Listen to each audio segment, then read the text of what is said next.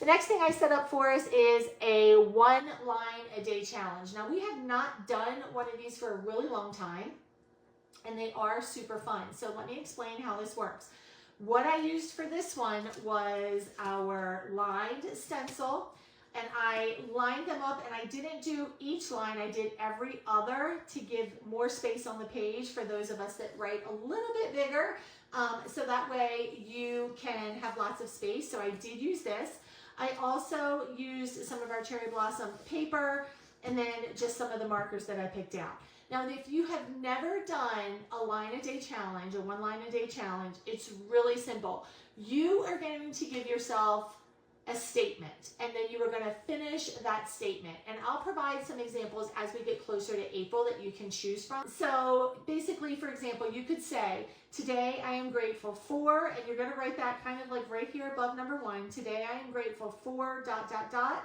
And then you just fill it in. Today I am grateful for a day off. Today I am grateful for having lunch with a friend. Today I am grateful for time for self-care and reading a book today. Today I am grateful for, like, whatever it is, you finish it with 1 line.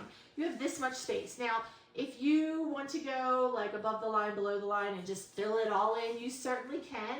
But this is meant to be a really easy challenge to just kind of keep your wheels moving in your brain and kind of keep thinking about some things. So 1 line a day challenge is what I did right after the calendar. Again, this was super simple to set up. Remember, our papers from our kits, let me grab one real quick, are sized exactly to our journal, which makes this really, really easy. This one I did at 1.5 cut, and I just put it in my paper trimmer, sliced 1.5, sliced 1.5, put them together, rounded the corners after I put them down. Now, I don't know if you can notice it or not, so I'm going to lift it up a little bit. There is a little tiny bit of space in between the middle where the book is bound here. I do that because it makes it easier long term for your book to close. Otherwise, what will happen if you butt them like all the way in and you try to press them down, eventually your binding is going to go, okay, she is trying to bust us at the seams, and it will start to pop a little bit, which is still okay. It's a creative journal. I do it all the time. It happens, but I'm going to show you this little trick just so that you can prevent it from happening as much as you can. So that just makes it a little bit easier. This was super simple. 1.5 inch cuts, like I said, corner round at the side.